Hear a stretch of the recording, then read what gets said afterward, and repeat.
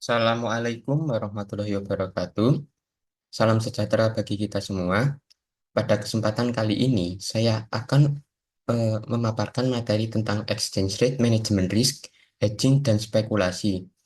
Sebelum masuk ke materi, perkenalkan, nama saya Arnes Warasatyana Amin dengan NIM 2308 1020 1077. Memasuki materi yang pertama, yaitu apa itu hedging. Jadi, hedging ini adalah strategi yang bertujuan untuk mengurangi atau menghilangkan resiko akibat perubahan nilai tukar mata uang, harga komoditas, suku bunga, dan sebagainya. Cara kerja hedging ini pada dasarnya mirip dengan asuransi. Jika dalam asuransi kita membayar premi untuk mendapatkan perlindungan terhadap risiko tertentu di masa depan, seperti kecelakaan, kerusakan, atau kehilangan. Demikian pula dalam hedging, perusahaan atau individu bersedia membayar sejumlah biaya, baik berupa premi, selisih harga, atau kontrak khusus, guna mengurangi atau bahkan menghindari potensi kerugian finansial akibat fluktuasi pasar. Contohnya, sebuah perusahaan yang rutin melakukan transaksi internasional mungkin khawatir terhadap fluktuasi nilai tukar mata uang. Jika nilai tukar mata uang ini berfluktuasi secara tajam, hal ini bisa berdampak besar terhadap biaya operasional atau pendapatan mereka. Untuk mengantisipasinya, perusahaan dapat menggunakan instrumen derivatif seperti kontrak forward, futures, atau opsi mata uang untuk mengunci nilai tukar pada tingkat tertentu. Dengan begitu, walaupun kurs di pasar berubah, perusahaan tetap mendapatkan nilai tukar sesuai kesepakatan kontrak, sehingga terhindar dari kerugian yang bisa timbul akibat naik atau turunnya kurs.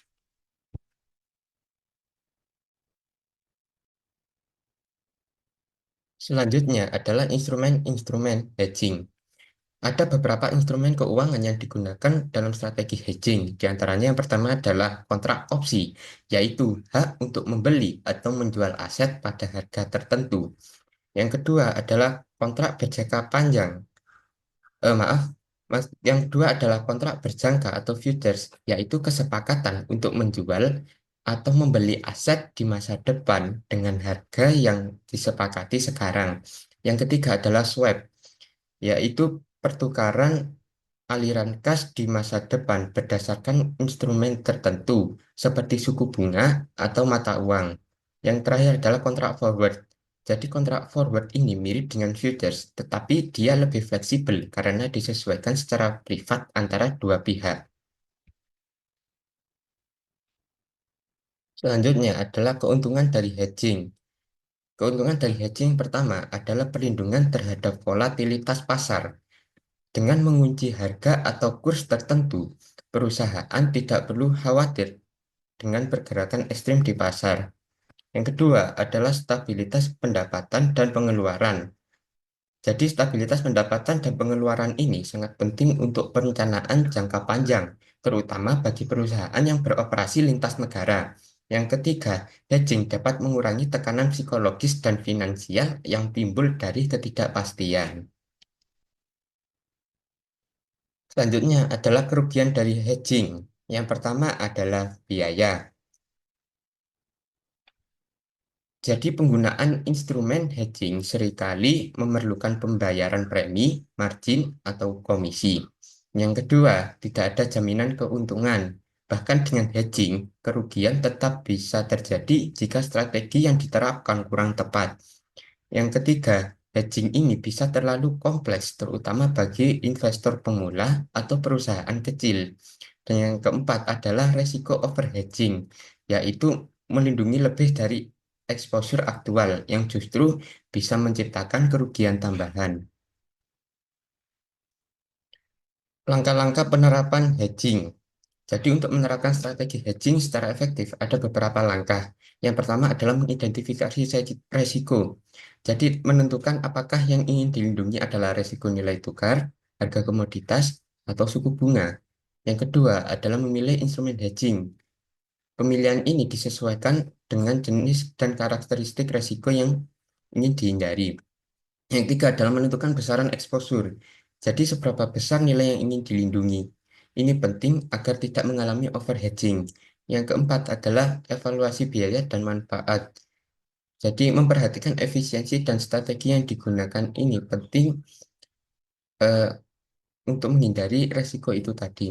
Yang kelima adalah memantau dan menyesuaikan strategi, karena kondisi pasar ini selalu berubah. Jadi posisi hedging juga perlu disesuaikan secara berkala. Selanjutnya adalah spekulasi. Jadi apa itu spekulasi?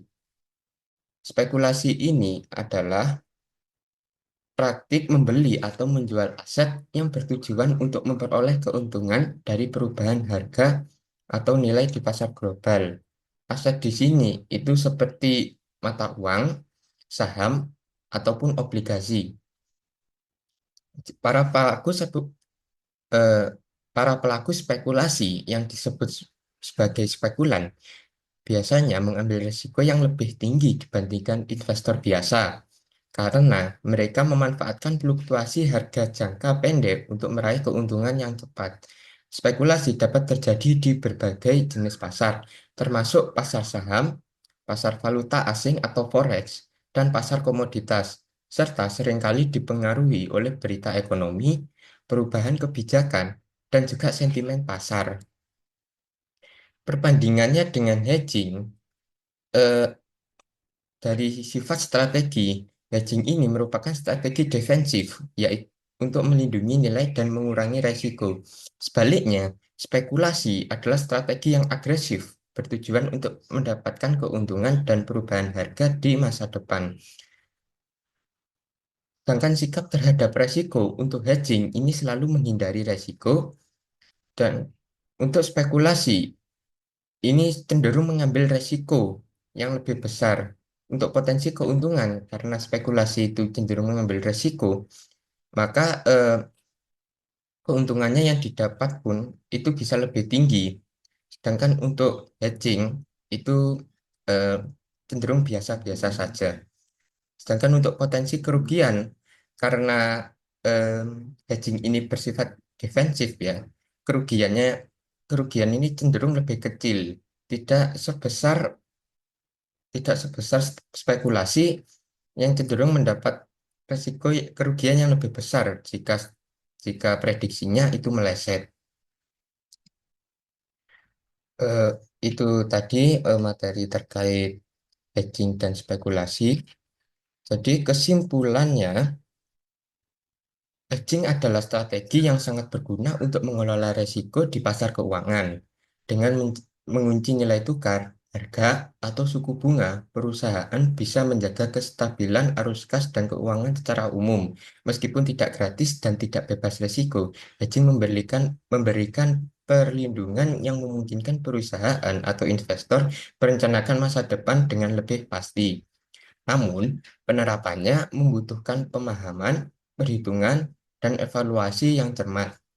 Dengan strategi hedging yang tepat, kita tidak hanya melindungi nilai, tetapi juga menciptakan fondasi yang kuat untuk pertumbuhan jangka panjang. Oke, sekian sekian dari saya. Terima kasih sudah menonton video ini. Saya akhiri. Wassalamualaikum warahmatullahi wabarakatuh.